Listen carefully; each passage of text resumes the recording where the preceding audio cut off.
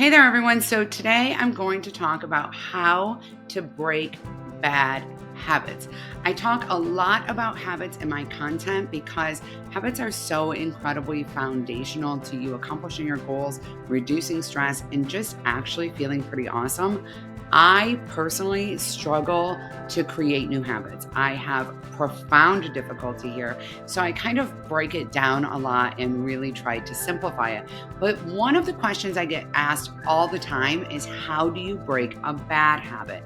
I categorize bad habits into two categories, and there are different approaches for each category. So today I'm going to break it down for y'all. The first category is active habits. These are the things that you're doing that you really want to stop doing. Biting your nails, smoking cigarettes, emotional eating, twirling your hair. I mean, I could go on and on. You are actively doing something and you want to stop it. A lot of times you're not even aware that you're doing it. And you may have tried like all the tips, things like putting Tabasco sauce on your nails. Ugh, stuff like that. And it's not working and you just keep doing it. The second is inactive habits. And a lot of times people don't see these as habits, but they so are. These are things like hitting the snooze button, not waking up for your workout, things that really, it's not necessarily that you're doing something like hitting the snooze button. It's that you're not doing something that you want to be doing as a habitual thing.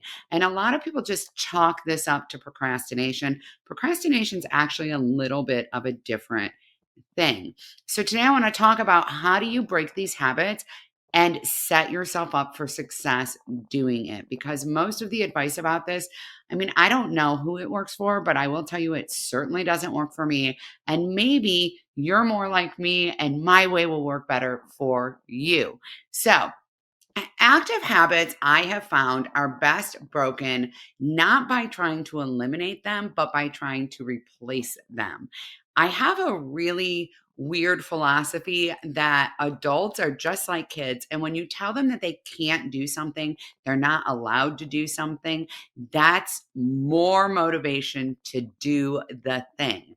So when you try to create a rule for yourself about your habit and you say, you are not allowed to bite your nails anymore, you are not going to do that, right? What happens is, psychologically, you actually feel more drawn to that. Okay, maybe that's just me, but that's what I have noticed in a lot of my clients. So instead, the best thing to do is say, you can do this. Okay. And a lot of times when we do this other thing, it decreases our desire to do the bad habit. The thing here is really understanding the need that your bad habit is meeting. I know I just said something that might have made your head go, okay. You have that habit because it's meeting a need. All right. And so being aware of that, giving yourself grace and getting curious about why you're having that habit or what need that habit is meeting will help you create your replacement habit. For example, nail biting and hair twirling and even smoking and emotional eating are actually sometimes a way to keep our hands busy. Okay. Sometimes that's related to anxiety. Sometimes that's related to a little bit of stimmy stuff. Like, we all have a little bit of sensory stuff.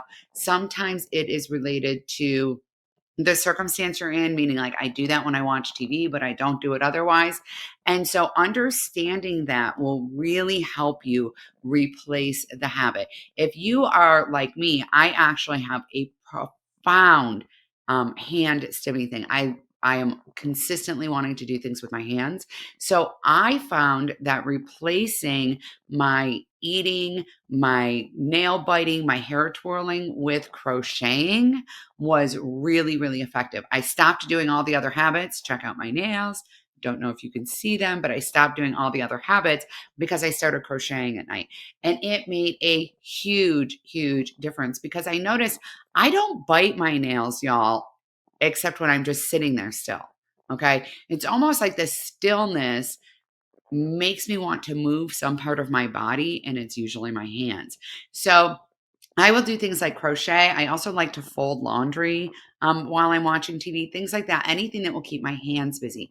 Now, for many of you who are emotional eaters, for example, it's a mouth thing. It's not your hands, it's your mouth. And this is a thing that comes up with emotional eating and also with smoking, that this is sometimes a hand to mouth thing. And so sometimes the best thing to do is replace. This is going to potentially sound funny, what you're putting in your mouth. So my mom quit smoking, for example, by eating plain popcorn, right? Air pop popcorn. She just carried it around with her when she wanted a cigarette. She would just eat one piece at a time so that she was getting that back and forth to the mouth thing rather than a handful. My brother-in-law actually quit smoking by using toothpicks, and I've heard that works very well also for emotional eating, meaning instead of putting food in your mouth, right? If you're an emotional eater, by the way, which you totally can, I'll get into that in a minute. You may want to actually put a toothpick in your mouth, chew on it for a minute, and pull it out. That can be very helpful. In addition, things like gum or mints can also really help with emotional eating. Now, if you're an emotional eater and you find that you're really struggling to break that habit, my suggestion is just transition it. Take it really, really small. And rather than trying to break the habit, try to replace the habit with, I can eat anything I want as long as I eat something healthy first, right? So start off your emotional eating with celery sticks or carrots or vegetables of some sort. And then if you still find that you really want to munch on some chips, go ahead and do that. Best practice is to put them in a bowl, not to take the whole bag with you. I know I personally can clean out a bag of chips just like that when I'm distracted. So, doing that will really help. In addition, creating other healthy, loving boundaries, like you can eat whatever you want as long as you eat it at the kitchen table, can really be helpful. So, then you're creating the habit of eating at the kitchen table to replace the habit of emotionally eating in front of the TV, right? And so what we're actually doing is gradually transitioning. And this is a very important point for part two, which is inactive bad habits. I hear people talk a lot about, I don't know what's wrong with me. I've been trying to get up in the morning and work out and I just can't do it. Okay. Well, one is that's a lot of steps. That is not a small step. That's a really big step. You're talking about getting yourself out of bed earlier. That's already a habit. Doing it probably a half an hour to an hour earlier. Huge step. Getting dressed in workout clothes and going to exercise, coming back and changing your clothes again. I mean, this is a lot of stuff, okay? I could probably explain all the steps of getting a morning workout into your habit schedule or into your morning routine, and you would probably be shocked by the number of little pieces that have to play in there. And rather than biting off such a big chunk and then being upset with yourself that you're not doing it, it's really important to gradually create change. Listen, your brain is hardwired to avoid change. That is how our species has survived, right? Our brains learn this is safe. We have food here. We have shelter here. We don't want to change anything because that could be dangerous, incredibly dangerous. So your brain is hardwired to avoid change. Now, listen, don't get mad at your brain, be glad for that. Your brain being hardwired to avoid change is probably a big part of why you're still alive today. There were all kinds of impulsive things you could have done at 16, and your brain was like, whoa, too different, can't do that. Okay. So part of why you have survived as well as you have is because your brain protects you from things it believes are threatening. One of those things happens to be change, and sometimes that can be really frustrating. So gradually, introducing change into your life is the way to undo inactive bad habits. And so that means setting that alarm clock 5 minutes earlier instead of 30 minutes earlier and doing that for a while until it's easier, right? That might mean creating a space to work out in that is really fun, right? Now, one of the things I love to do to help myself wake up earlier is to schedule something in my morning routine that I deeply, deeply enjoy. Listen, if you love watching Real Housewives, me, then you might want to consider incorporating that into your morning workout, right? I watch Real Housewives while I'm on the treadmill doing my morning walk. And that way I'm excited to get up and get my workout on because I get to watch a show that I love, right? So a lot of times early on when I was trying to get more in the habit of doing this, what I did is I created things I enjoy. I paired something new that I was trying to do, something where I was struggling with an inactive habit, right? The habit to sleep in. That was the habit. So I inspired and encouraged myself to break that habit by introducing something fun that I really love. Then I actually started exercising with a friend because I love spending time with her. And that was really motivating to me. And also, in the morning when my alarm would go off and I would think about hitting snooze, the first thing I would think about is, dang, now I'm going to have to tell her I'm skipping my workout. That's going to be a real bummer. Not I'm going to be embarrassed about it. Not I'm going to feel shamed about it, but I'm going to be bummed about it and I'm going to miss seeing her. Right.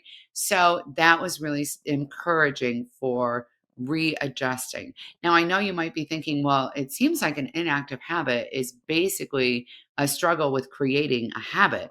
And in some cases, y'all, it is. It is just, it's like you have a block, right? That block becomes habitual.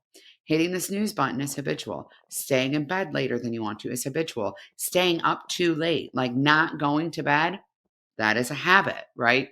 And so part of the way we adjust that is we create a small step and we insert something that is motivating or exciting or interesting for us.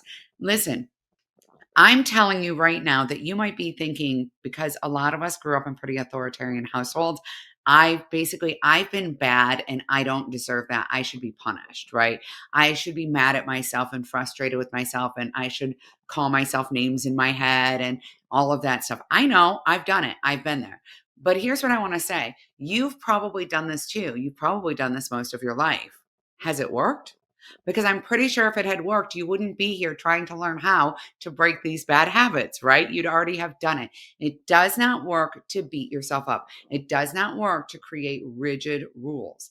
What does work is creating healthy, loving boundaries, taking small steps, and doing something that you love, which could be replacing your bad habit, right? You're like, okay, well, I don't want to bite my nails anymore. I'm going to take up a craft that I really enjoy, or I'm going to do something with my hands that feels productive to me. And then the final step, whether you're trying to break an active habit or an inactive habit, is always celebrate your progress. Always celebrate your progress. Whenever I talk about this process with people, they will be all excited about it. And then, like 2 weeks later, they're like, it's not happening fast enough and I'm not getting anywhere. And I feel like this should be done by now. And my first question is always, are you mindful of your progress? Are you mindful of your progress? In the last 2 months, how many times did you wake up on time? Twice. In the last 2 weeks, how many times did you wake up on time? 6 times? That's a lot of progress. That's a profound, profound increase in your success rate. But it's hard for us sometimes to lean into the fact that celebrating our progress is actually the best way to stay motivated. Keep an accomplishment journal. Write 3 to 5 things that you've accomplished every single day. Use a habit tracker and preferably one that has a way to keep track and remind you of how awesome you're doing. And that also gives you grace on days when legitimately it's not going to happen, right? If you're sick, you're not waking up on time. You shouldn't be penalized for that. By the way, I might be coming out with an app for this very, very soon. I've been in development trying to get a habit app that will truly help with this. And you can even use it to break bad habits by replacing them with new habits that are good for you. So, at any rate, you want to keep an accomplishment journal, keep a habit tracker, and I want you to brag on your success. If you feel silly bragging on your success to somebody in your family, like, yes, I got up 2 days in a row, okay, then I want you to message me, shoot me, tag me in your content on social media. I'm on every single social media channel. You can find me at Upcycled Adulting, okay? Listen, tag me in it. I want to see it. I want to be able to cheer you on. I want to be able to celebrate with you. I know that creating new habits and breaking bad habits is incredibly hard. For some of us, it feels nearly impossible. Okay. And a lot of the advice that is given in this arena seems to be given by people who tend to do it reasonably easily, right? 30 days for me is not creating a habit. I'm just telling you, I could do something for 75 days and I can absolutely fall off on day 76 and never go back to it again. The only thing that's worked for me is small steps and being mindful of my progress. That works. That works consistently. That works every single time. Because here's the deal. When you feel like you're winning, you are far more equipped to keep winning. And that's a reality. In addition to that, human beings are hardwired to respond better to positive reinforcement than negative. It's hardwired, okay? And that means from you too. So all that time you spent, or maybe you don't have this dialogue with yourself, but all the time you spent calling yourself a lazy quitter, that's what I used to call myself, is actually making it harder and less likely for you to break that bad habit, is making it harder and less likely for you to create that new habit. I'm telling you, this is a game changer. Don't knock it until you try it. Do not knock it until you try it. All right, don't forget to subscribe. I am constantly creating content that is designed to help you create the life that you've been dreaming of, because you absolutely deserve it. You are so amazing, and I believe in you. Bye, everyone.